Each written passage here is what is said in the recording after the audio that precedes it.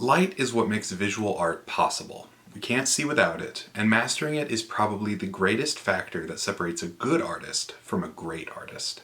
So in this video, we're going to talk about two essential elements of light that will enhance your artwork and help you craft better images. Hey y'all, I'm Drake and this is Drake Makes Art. So the first element we're going to talk about today is color temperature.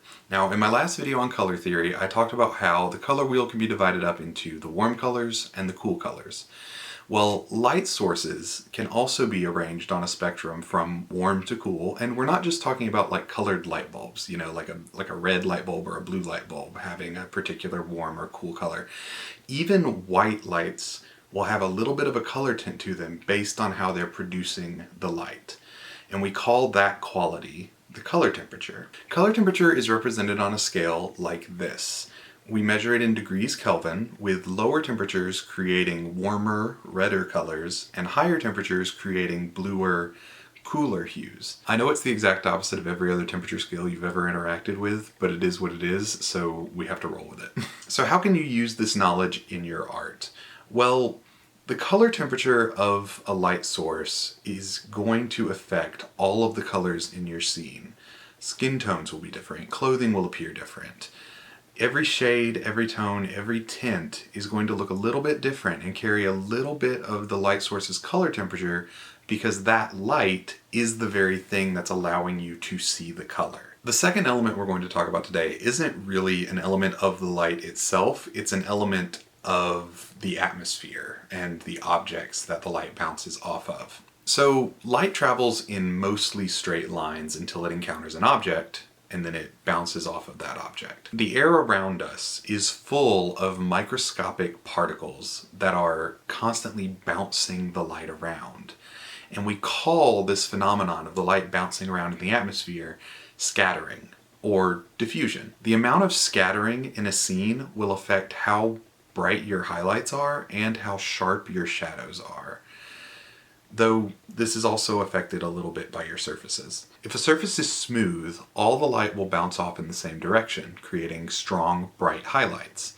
If the surface is rough, however, the light will scatter off of it in several different directions, creating softer, gentler highlights. We call this quality of a surface's roughness its specularity. The smoother the surface, the harder the highlights, the greater the specularity. Understanding diffusion and specularity is all about understanding how light interacts with the atmosphere it travels through and the objects it bounces off of. On a cloudy day, sunlight is diffused by the clouds, giving everything softer shadows and highlights because the light is coming from a million different directions and bouncing off in a million more. Water and other liquid surfaces have shiny highlights because surface tension makes their surfaces so smooth, so all the light bounces together and creates these bright spots. If you can train your brain to think of objects in terms of their specularity and lights in terms of their color temperature, and if you can train your eye to see how atmospheric diffusion affects how you see the world around you, then you'll begin to understand why the same objects look different under candlelight and sunlight, or why the sky turns yellow on a stormy day. And all of this will help you create more realistic representations in your artwork.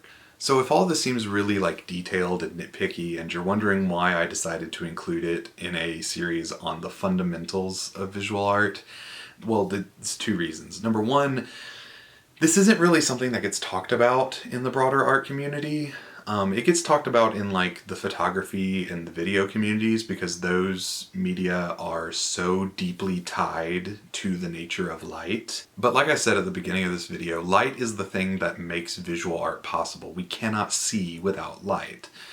And so I think it's important for artists and aspiring artists to have an understanding of the thing that makes their art possible. Secondly, I think this concept is a great bridge from color, which was the last video, to form, which will be the next video, because when light hits an object, it helps us to define its form. So be sure to check that video out if you haven't already. Subscribe if you haven't and you want to learn more about how to make great art. Thank you so much for watching, and I'll see you next time when we make something new. Bye.